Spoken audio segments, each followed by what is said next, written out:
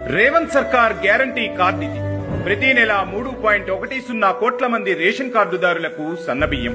4.5 లక్షల ఇందిరమ్మ ఇళ్లకు 5 లక్షల చొప్పున కేటాయింపు,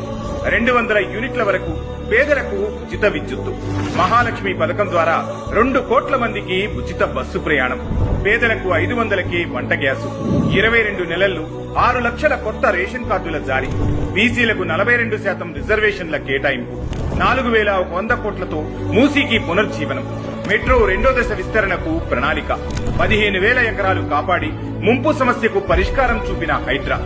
756 చదరపు కిలోమీటర్లలో భారత్ ఫ్యూచర్ సిటీ నిర్మాణం, 60,000 ప్రభుత్వ ఉద్యోగాల భర్తీ, బీసీ కులగణన పూర్తి చేసి చారిత్రాత్మక నిర్ణయం, 3 లక్షల కోట్ల విదేశీ పెట్టుబడుల ఆకర్షణ, రీజనల్ రింగ్ రోడ్డు నిర్మాణంతో మారనున్న హైదరాబాద్ రూపురేఖలు, రాష్ట్రంలోని ఆలయాల కోసం 500 కోట్ల ప్రత్యేక నిధి కేటాయింపు, 25 లక్షల మంది రైతులకు 20,616 కోట్ల రుణమాఫీ, సన్నాలకు క్వింటాలకు 500 చొప్పున బోనస్ చెల్లింపు, మహిళా పొదుపు సంఘాలకు 19,000 కోట్ల రుణాలు, 12,000 కోట్ల రైతు భరోసా నిధుల పంపిణీ,